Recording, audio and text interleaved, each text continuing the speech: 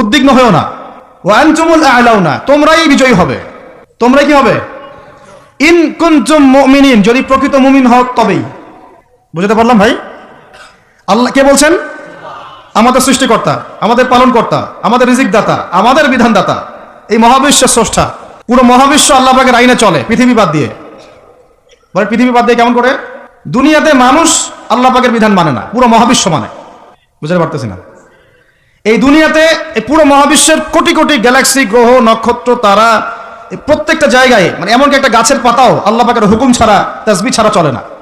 শুধু মানুষ হতভাগা একটা প্রাণী, যে আল্লাহর জমিনে থেকে, আল্লাহর খেয়ে, আল্লাহর পরে, আল্লাহর বাতাস থেকে শ্বাস নিয়ে, আল্লাহর দেওয়া পানি পান করে, আল্লাহ পাকের দেওয়া অর্থ, সম্পদ, রিজিক, স্ত্রী, সন্তান সব ভোগ করে আল্লাহরই জমিনে আল্লাহ বিরোধী আইন চালু করে দিয়েছে। এই মানুষই একটা হতভাগা প্রাণী আছে। আর মন খারাপ করেন না, আমার কথা রাগ করেন না, এগুলো বাস্তব। আর আমার দিকে তেড়ে এসে কোনো লাভ নাই, কারণ এটা হচ্ছে অকাট্য সত্য কথা, যে আমরা আল্লাহ পাকের জমিনে আল্লাহর খেলাফতের দায়িত্ব পালন করছি না। আমরা আল্লাহ পাকের জমিনে আল্লাহর নিয়ামতগুলো ভোগ করে আল্লাহ বিরোধী অপশক্তির স্বার্থ রক্ষা করছি। না হলে বাংলাদেশের মতো জায়গায় কেউ ট্রান্সজেন্ডার চালু করতে পারে? একটা 90% মুসলিমের দেশে কেউ সুদভিত্তিক ব্যাংকিং সিস্টেম চালু করতে পারে? মদের বার চালু করতে পারে? জেনার লাইসেন্স দিতে পারে? পতিতালয় লাইসেন্স প্রাপ্ত হয়? কখনো ওই যে যাত্রা, পালাগান, ঢাক ঢোল, ডুগি তবলা বাজতেছে, কেউ প্রতিবাদও করতে পারে না। করতে গেলে তাকে বলা হয় সে মৌলবাদী, সে সন্ত্রাসী, সে জঙ্গি, উগ্রবাদী।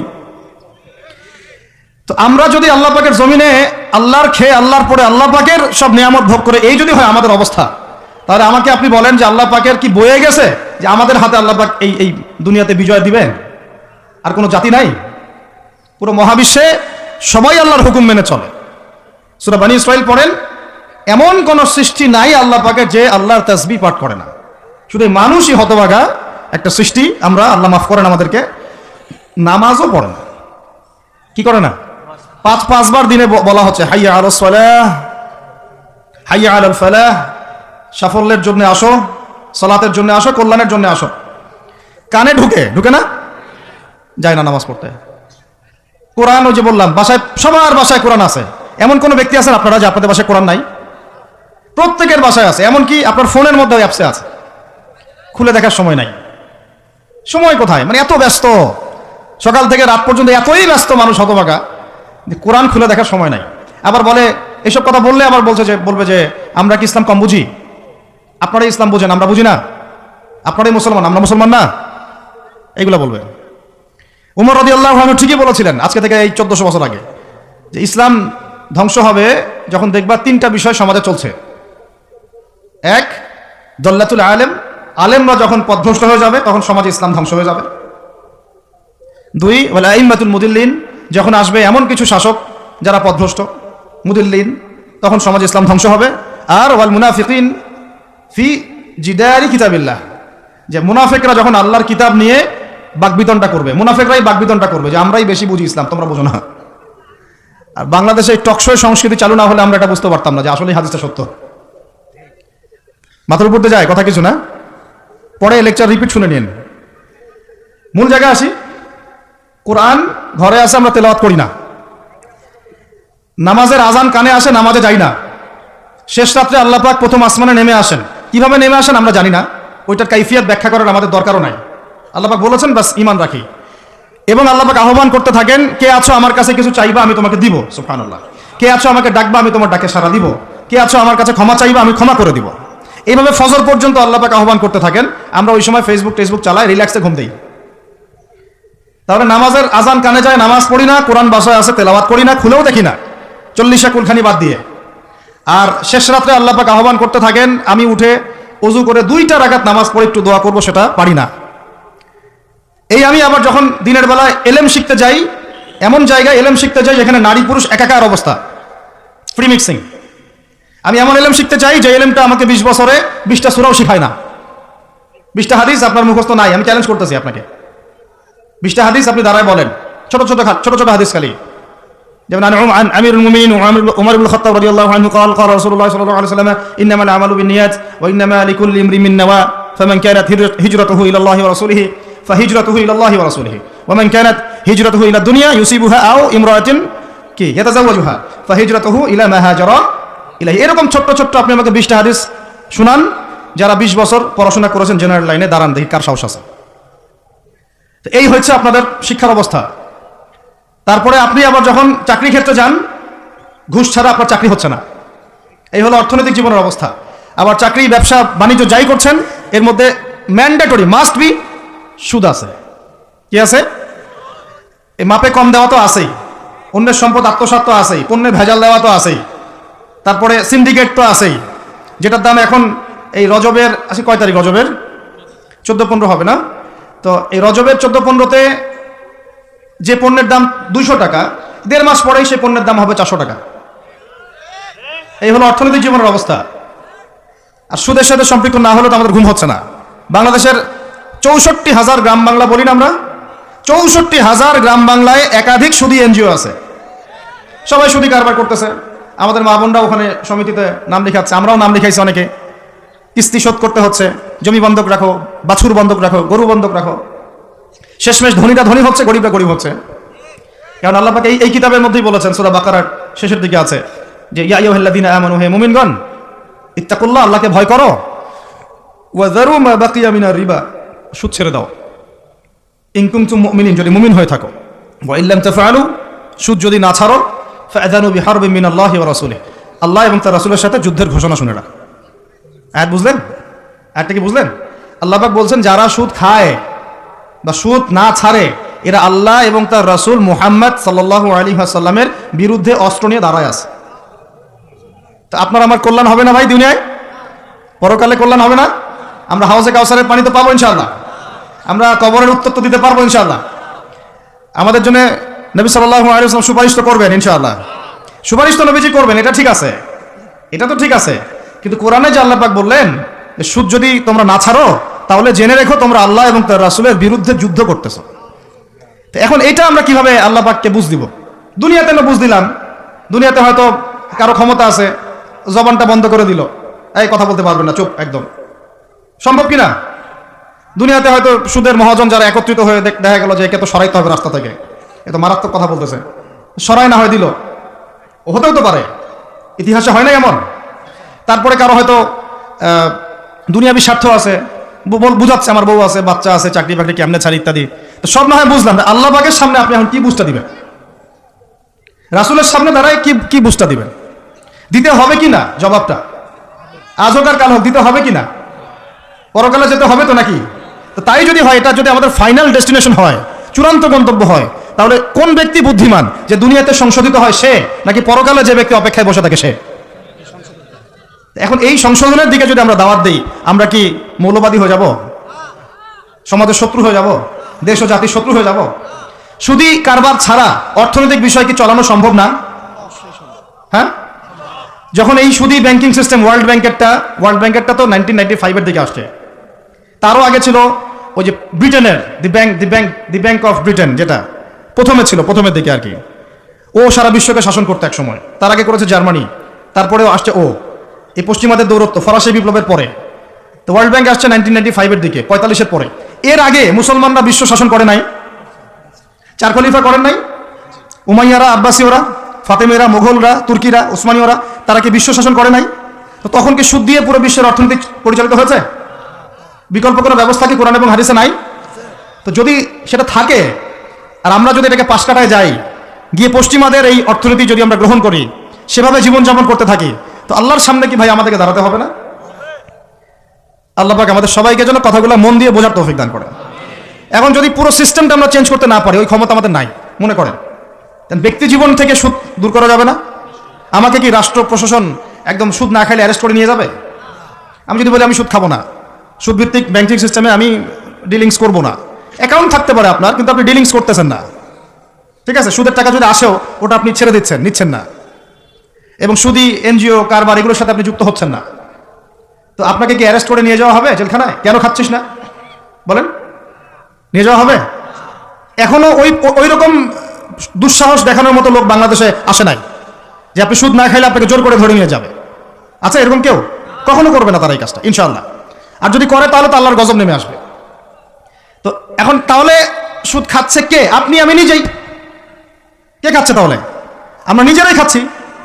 হয় আমি খাচ্ছি, না হলে আপনি খাচ্ছেন, না হলে আপনার স্ত্রী খাচ্ছে, না হলে আপনার বাবা খাচ্ছে। অতএব সুদের মধ্য দিয়ে আমরা আল্লাহ এবং তার রাসূলের সাথে সরাসরি যুদ্ধ করতেছি। বদরের যুদ্ধে কি আবু জাহেলরা পরাজিত হয় নাই? উহুদের যুদ্ধে, খন্দকের যুদ্ধে, মুতা, ইয়ারমুকে, এই শতাব্দীর পর শতাব্দী আল্লাহ এবং তার রাসূলের বিরুদ্ধে যারা দাঁড়াইছে তারা কি কখনো টিকতে পারছে? আজকে পশ্চিমারা সারা বিশ্বকে এভাবে সুদখোর বানিয়ে দিয়েছে, আর প্রত্যেকটা মুসলিম কান্ট্রি এর খপ্পরে পড়ে গেছে, বের হতে পারতেছে না। বের হওয়ার জন্য শুধু একটা জিনিস দরকার, একটা জিনিস, সেটা হচ্ছে আল্লাহ এবং তার রাসূলের প্রতি পরিপূর্ণ বিশ্বাস, ঈমান। এইটা আমাদের অর্জন হয় নাই, এটাই সত্য কথা। অর্জন যদি হতো তাহলে আমরা বিকল্প চিন্তা করতে পারতাম।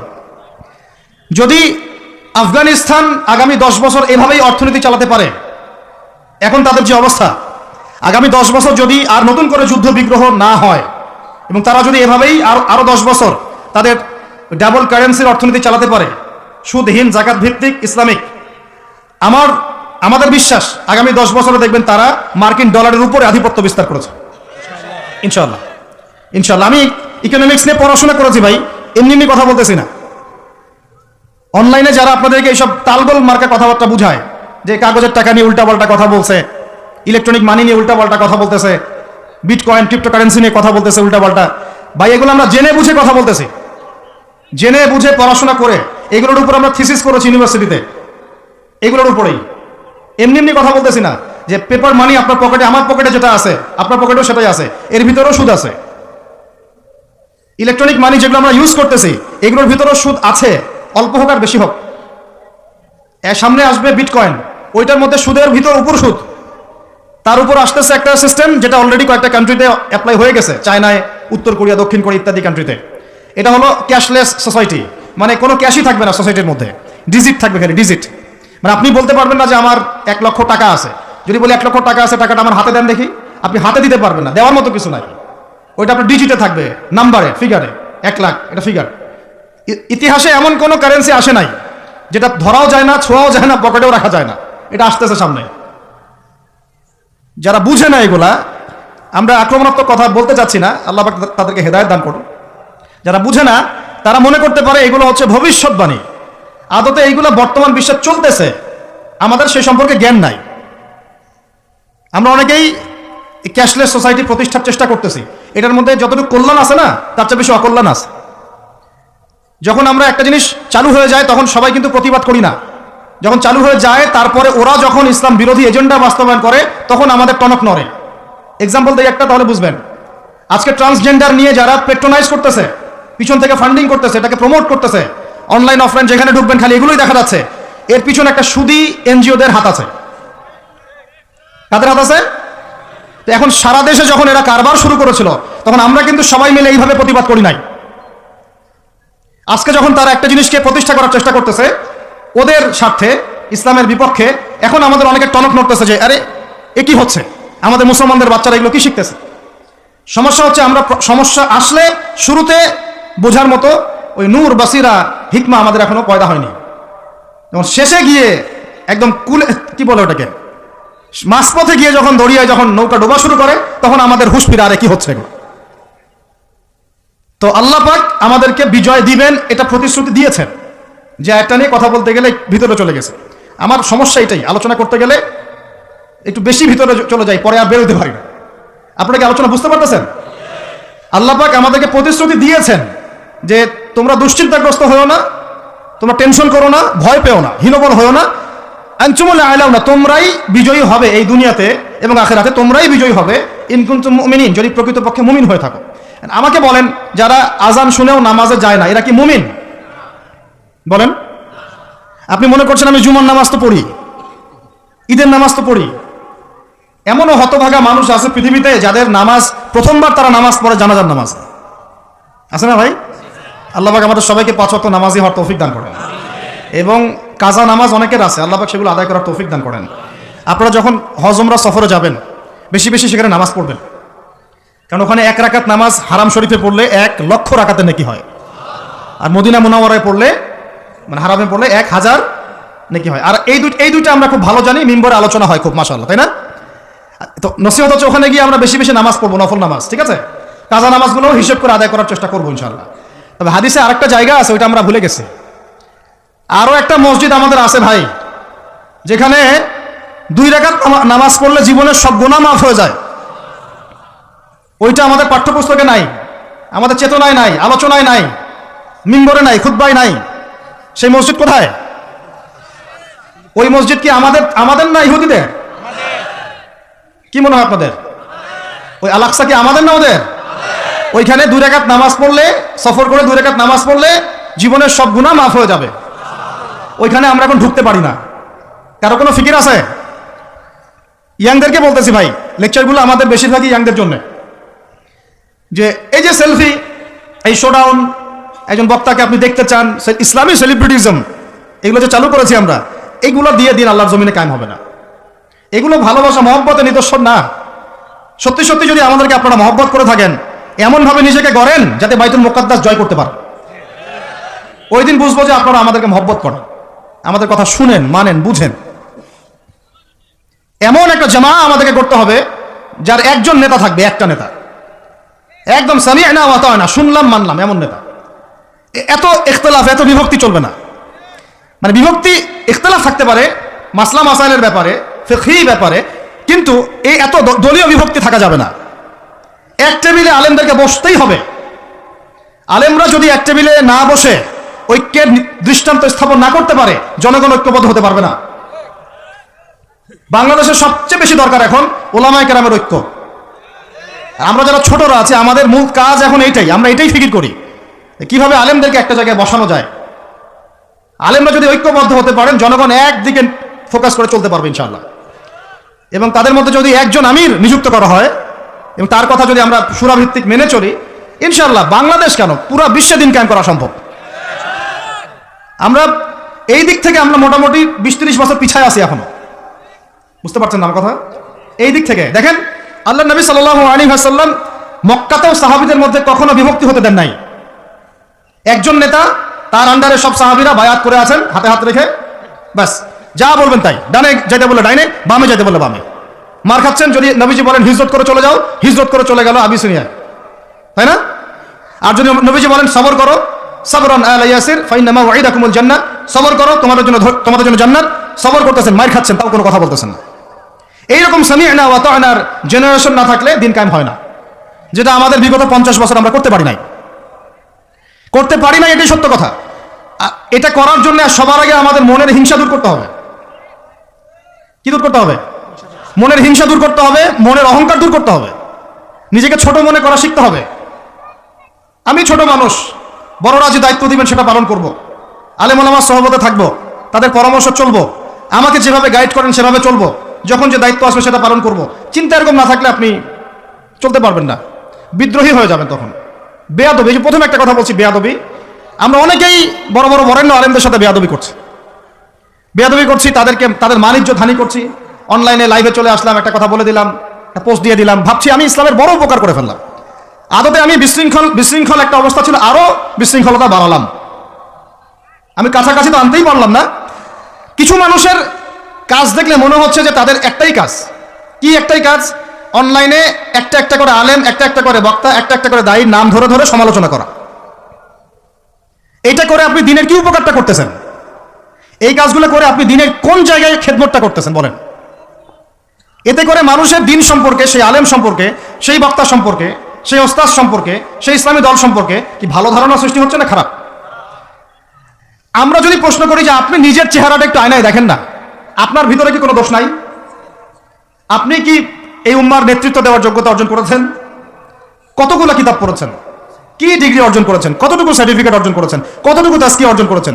কতটুকু আপনি নূর অর্জন করতে পারলেন? কতটুকু বাসিরা আছে আপনার? কয়টা মসজিদ করেছেন? কয়টা মাদ্রাসা করেছেন? কয়টা ইসলামিক সংগঠন করলেন? কয়টা কিতাব লিখলেন? কয়টা লেকচার দিলেন? আপনি নিজে কি করলেন দিনের জন্য?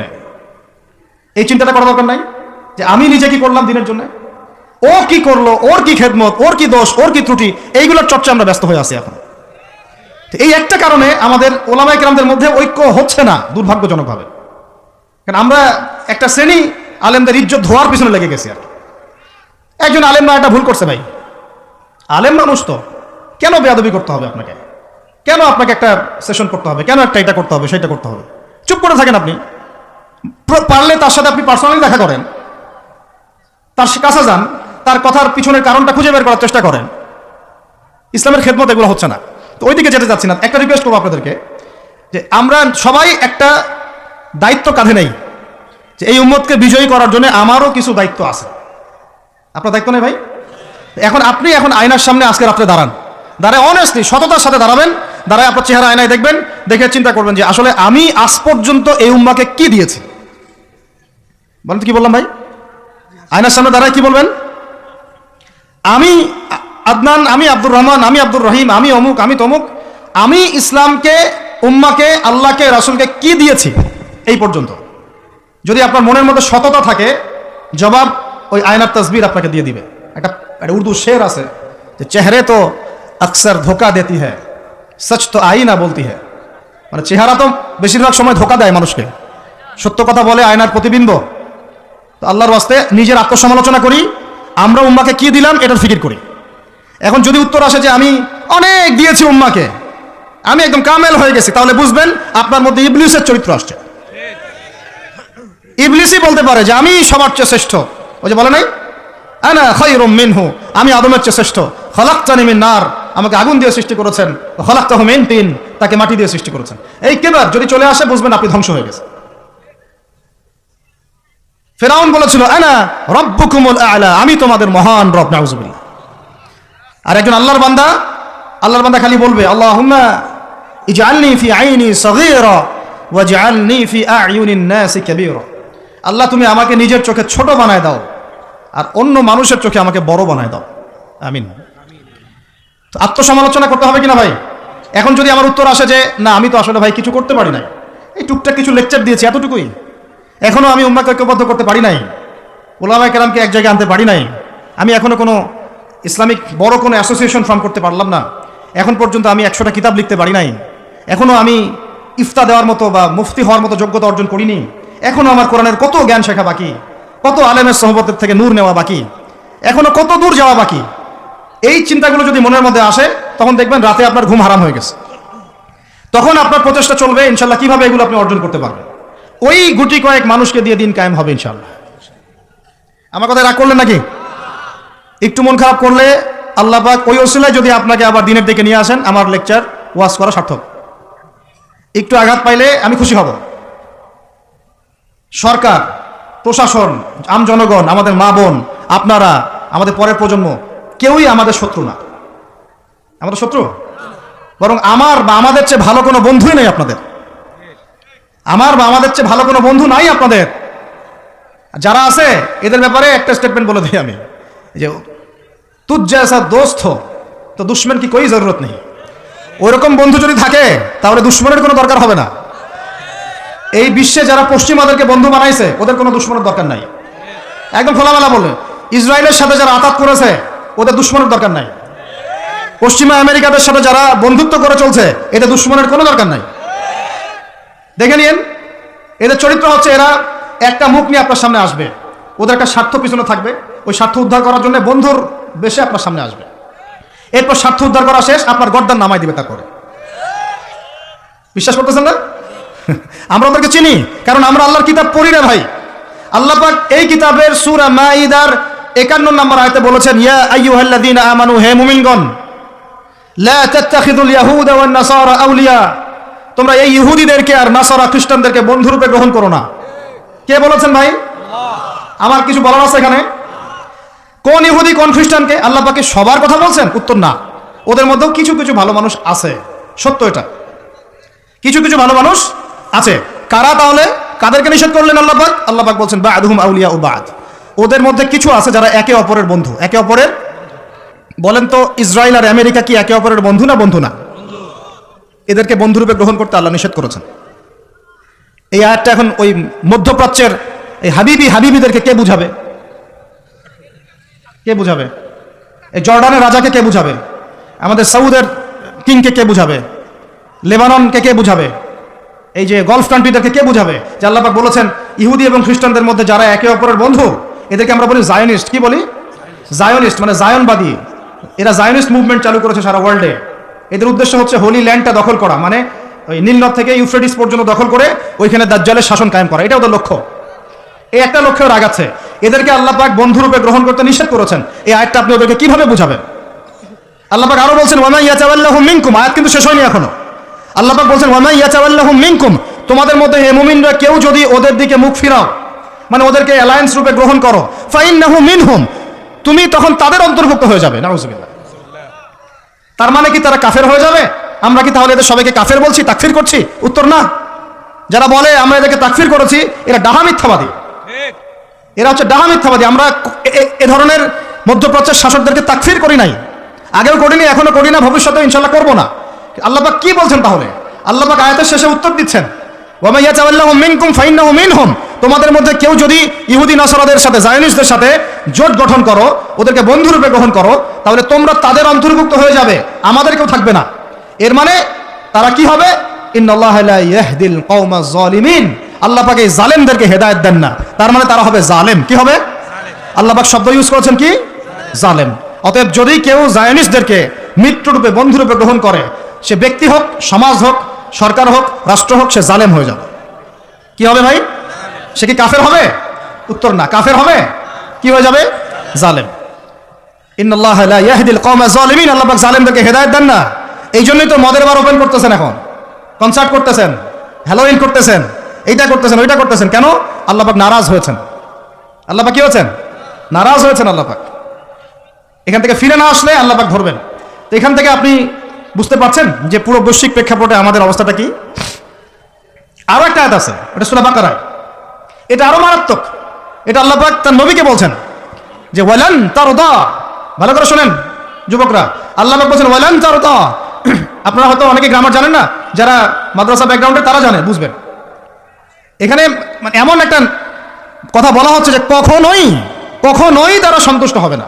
ওয়ালান তারদা আনকাল ইয়াহুদা, নাকি ইয়াহুদ, কি ওয়ালান তারদা আনকাল, ওয়ালান তারদা আনকাল ইয়াহুদ ওয়ালান নাসারা হাত্তা তাত্তাবিআ মিল্লাতাহুম। কি কঠিন কথা, কি স্পষ্ট কথা। আমরা কি আল্লাহ পাককে তাফসীর শিখাইতে যাব? আমরা কি আল্লাহ পাককে তাউইল শিখাইতে যাব? আমরা কি আল্লাহকে ব্যাখ্যা শিখাইতে যাব? আল্লাহর কালামের স্পষ্ট কথার কোনো ব্যাখ্যার দরকার নাই। এটা তো আয়াতুল মুহকামাত, এটা তো মুতাশাবিহাত আয়াত নয়। আল্লাহ পাক বলছেন ওয়ালান তারদা, কোশ্চিন কালেও সন্তুষ্ট হবে না, আনকা, হে নবী, তোমার উপরে। কারা সন্তুষ্ট হবে না? আল ইয়াহুদ ওয়ালান নাসারা, ইহুদি এবং নাসারারা, এরা কোশ্চিন কালেও তোমার উপরে হে নবী সন্তুষ্ট হবে না। হাত্তা তাত্তাবিআ মিল্লাতাহুম, যতক্ষণ না তুমি ওদের মিল্লাত, ওদের ধর্ম গ্রহণ করছো। আর কিছু বলতে হবে ভাই? হ্যাঁ, আপনি যদি এখন ওদের শিক্ষা, ওদের সংস্কৃতি, ওদের রাজনীতি, ওদের বিশ্ব রাজনীতি, ওদের কূটনীতি, ওদের মানে যা যা আছে, ওদের যা কিছু আছে, দর্শন, এগুলোর সামনে আত্মসমর্পণ করেন, বলেন হ্যাঁ এগুলো খুব ভালো, আমরা এগুলো মেনে নিচ্ছি, হ্যাঁ তোমরা আমার দোস্ত বন্ধু, ওরা আপনার কোনো ক্ষতি করবে না, কোনো ক্ষতি করবে না।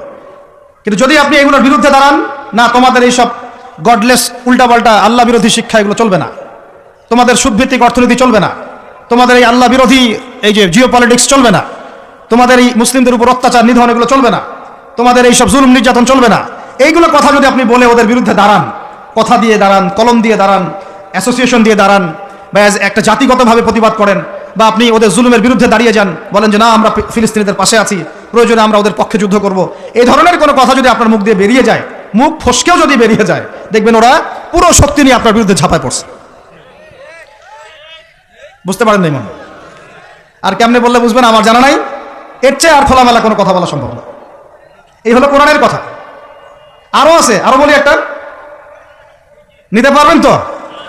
এই একটা নিতে পারবেন তো? আল্লাহ নেওয়ার তৌফিক দান করেন। কোরআনের কিছু আয়াত আছে সবাই নিতে পারে না।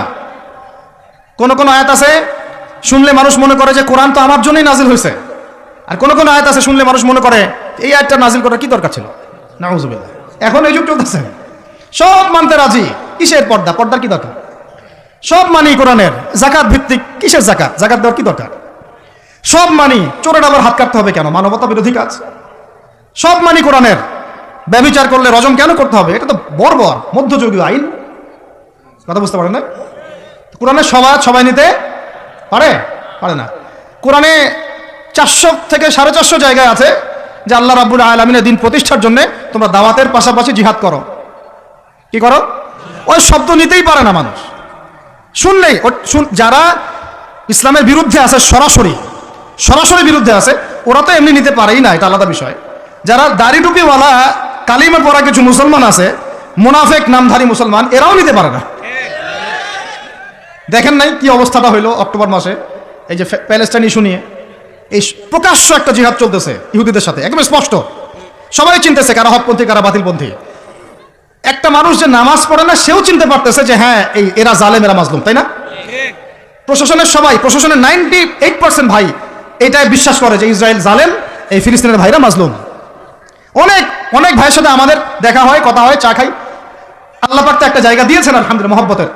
তারা বলে যে হুজুর, যদি সত্যি আমাদের সুযোগ থাকতো বা আমাদেরকে যদি আল্লাহ পাকে সুযোগ দিতেন বা ওইরকম কোনো নেতা আমাদের থাকতো, আমরা সবার আগে গিয়ে ওখানে যুদ্ধ করতাম।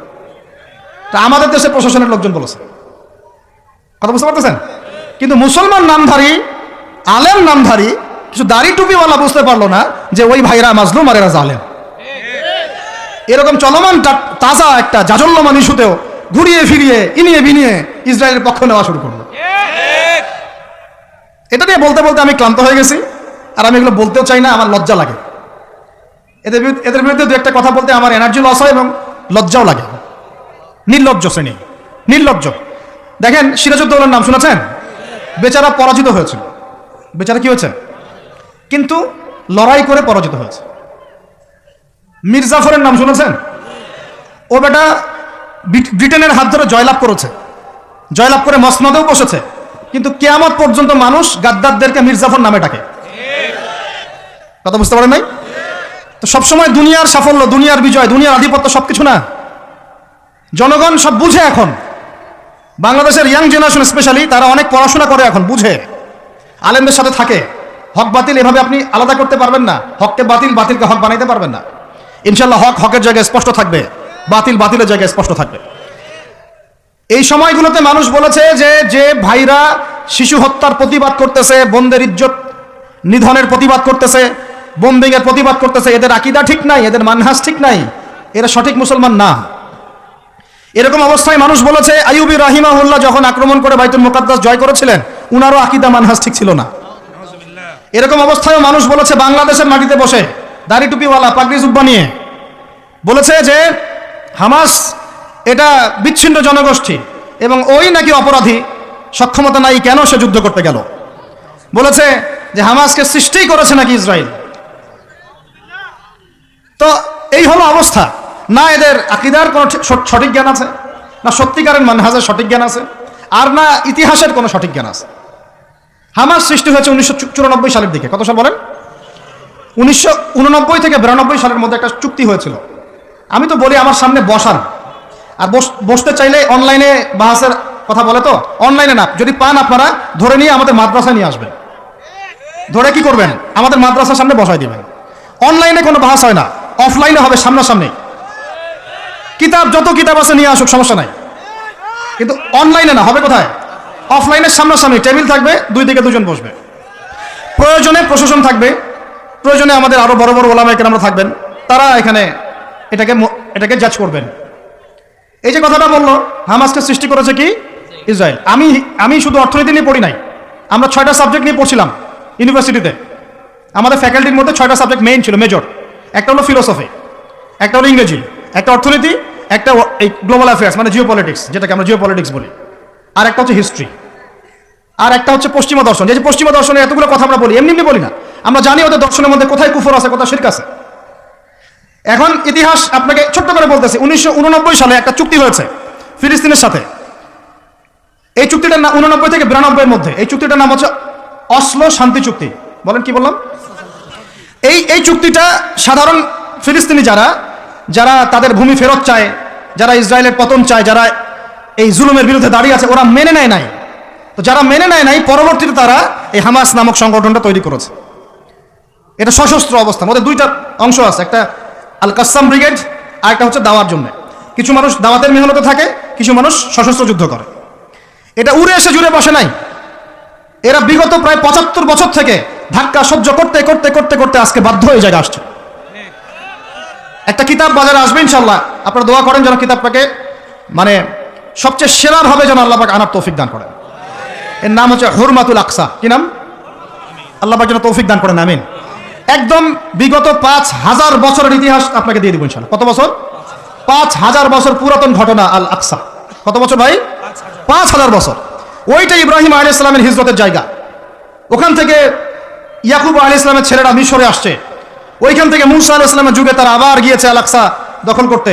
ওইখানে আমালেকা সম্প্রদায়ের সাথে জিহাদ হয়েছে। তালুতের বাহিনীর মধ্যে দাউদ ছিলেন, তিনি জালুতকে পরাজিত করে ওইখানে ইসলামী খেলাফত কায়েম করেছিলেন 40 বছর। তারপরে আসছে সুলাইমান আলাইহিস সালামের 40 বছর। তারপরে ওদেরকে নেবুজাদনেজার বের করে দিয়েছে। তারপরে ঈসা আলাইহিস সালাম আসছেন, ঈসা আলাইহিস সালামকে তারা মানে নাই, আল্লাহ পাক আবার নির্যাতন শাস্তি দিয়েছেন টাইটাসের হাতে, রোমান সেনাপতি টাইটাসের হাতে। তারপরে এরা মদিনায় গিয়ে আক্রাগারে বনু কুরাইজা, বনু কাইনুকা, বনু নাজিরে, খাইবারে এদেরকে আল্লাহ নবী যুদ্ধ করে বের করে দেন। পরে এই 1250 বছর ইসলামী খেলাফতে ওরা জীবনেও বাইতুল মুকাদ্দাসে ঢুকতে পারে নাই। এই 1914 সালে এসে ঢুকছে। কত সালে? 5000 বছরের ইতিহাস তো ভাই আমি 5 মিনিটে বলতে পারবো না, সংক্ষিপ্ত করে বুঝালাম যে 1250 বছর তারা বাইতুল মুকাদ্দাসের আশপাশেও ঘেঁষতে পারে নাই। এই ব্রিটিশদের সহযোগিতা নিয়ে ঢুকেছে 1914 থেকে 18-র মধ্যে। প্রথম বিশ্বযুদ্ধ চলাকালীন যখন ওসমানীয়রা ব্রিটিশদের বিরুদ্ধে ছিল, ওসমানীয়দেরকে পরাজিত করে ওরা এই জায়গাটা দখল করেছে। করার পরে ওই জায়গায় কিন্তু দেখেন জায়গা দখল করে ব্রিটেন ওখানে থাকে নাই, ওই ইহুদিদেরকে জায়গা দিয়ে দিয়েছে। রহস্যজনক না? এত যুদ্ধ করে সে জায়গাটা লিবারেট করলো, করে নিজে থাকে নাই, ইহুদিদেরকে থাকতে দিল।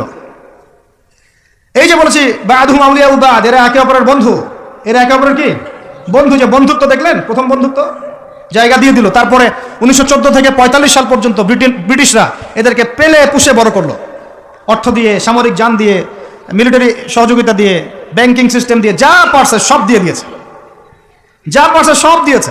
দেওয়ার পরে ওকে বড় করেছে। তারপরে দ্বিতীয় বিশ্বযুদ্ধ হলো, ওই সময় রুলিং স্টেট চেঞ্জ হয়ে গেল, ব্রিটেনের জায়গায় চলে আসলো আমেরিকা। এবার আমেরিকা এসে ব্রিটেন তাদেরকে যে সহযোগিতাটা করতো তার চেয়ে 1000 গুণ বেশি সহযোগিতা করা শুরু করলো। করতে করতে ওকে সাধারণ সামরিক অবস্থা থেকে নিউক্লিয়ার মিসাইল সম্পন্ন কান্ট্রিতে পরিণত করলো। এখন ওর কাছে নিউক্লিয়ার অস্ত্র আছে, ও সারা বিশ্বে ভেটো দেয়। ইরানের কাছে কয়টা অস্ত্র আছে, তাই না? ইরান পারমাণবিক কর্মকাণ্ড চালাচ্ছে নাকি, ওই দেশ করছে নাকি, সেই দেশ করছে নাকি। ও কিন্তু জীবনে বলে না যে তার কাছে কয়টা পারমাণবিক অস্ত্র আছে, বলে? কখনো বলছে? আর এই কোরআন আল্লাহর কিতাবই আমাদেরকে বলেছেন, আল্লাহর কিতাবে আল্লাহ পাকই আমাদেরকে বলেছেন যে ওয়াইদু লাকুম মাস্তাতাতুম মিন কুওয়া, তোমরা শক্তি অর্জন করো। কি অর্জন করো? তোমরা মুসলমানদেরকে আল্লাহ বলেছেন তোমরা শক্তি অর্জন করো। শক্তি অর্জন করলে কি হবে?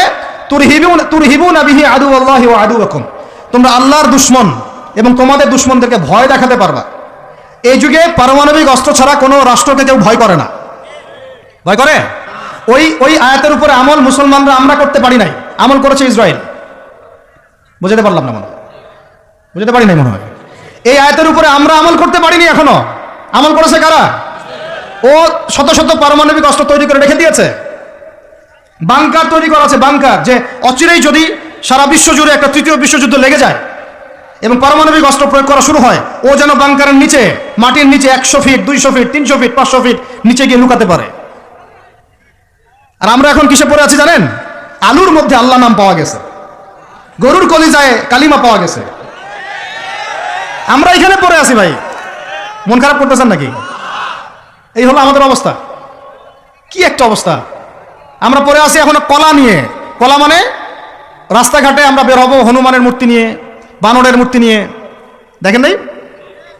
সাপ নিয়ে, ব্যাং নিয়ে, পেঁচা নিয়ে। এগুলো হচ্ছে আমাদের সায়েন্স অ্যান্ড টেকনোলজি, প্রযুক্তির অগ্রগতি, তাই না ভাই? আজ পর্যন্ত আমরা কয়টা অ্যাপস তৈরি করতে পারলাম, কয়টা সফটওয়্যার তৈরি করতে পারলাম, কয়টা মিসাইল তৈরি করতে পারলাম। আমাদের আকাশ, এই পুরো আকাশ, আমার কথা রাগ করেন, আমি কারো দুশমন না, জাস্ট আমি আমার জায়গা থেকে অ্যাজ এ নাগরিক কথা বলছি। আমাদের দেশের আকাশ সুরক্ষিত না, সুরক্ষিত না, 100% সুরক্ষিত না। আপনাদের কোনো খবরই নাই।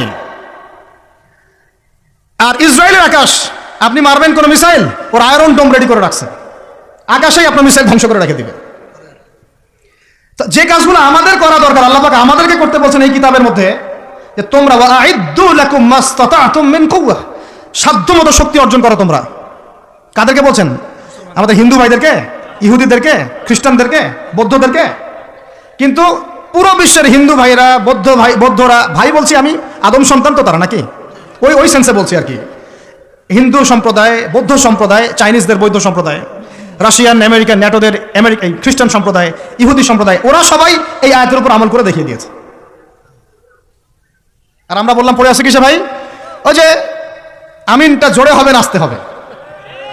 হাতটা আমি এখানে বাঁধবো না, এখানে বাঁধবো না, এইখানে বাঁধবো না, এইখানে বাঁধবো। আর কিছু মানুষের ওয়াজের টপিক এইগুলা, ওয়াজের টপিক এইগুলা, মানে ইখতলাফি মাসআলাগুলোকে নিয়ে বাহাস করতে চায়। আরে ভাই, যেগুলাতে ইখতলাফ আছে মাসআলায়, সেগুলো নিয়ে তো বাহাস হয় না। এটা তো ইখতলাফি মাসআলা, ফিকহি ইখতলাফি মাসআলা। এটারও দলিল আছে, দেখা যাবে এটারও দলিল আছে। কোনোটার খুব বেশি শক্ত, কোনোটার একটু কম, কোনোটা একটু জয়ীফ, কোনোটা একটু জাল, বা কোনোটা হাসান, বা কোনোটা মুতাওয়াতির পর্যায়ে, এরকমই হবে হয়তো। আমরা পড়ে আছি এইখানে। কিছু মানুষকে আমার এটা বুঝতে 10 বছর লাগছে। কিছু মানুষকে সমাজে লেলিয়ে দেওয়া হয়েছে, লাগিয়ে দেওয়া হয়েছে বাংলাদেশের মুসলমানকে এগুলোতে ব্যস্ত রাখার জন্য। তোমাদের চোখ খুলো, তোমরা তোমাদের আকলের দরজা খুলো। যুবক ভাইরা, তোমরা চোখ খুলো, কলবের দরজা খুলো। বড়রা আপনারা চোখ খুলেন। এদেরকে লাগিয়ে দেওয়া হয়েছে মুসলমানদের মধ্যে এই সিলি বিষয়গুলোকে নিয়ে দ্বন্দ্ব সৃষ্টি করার জন্য।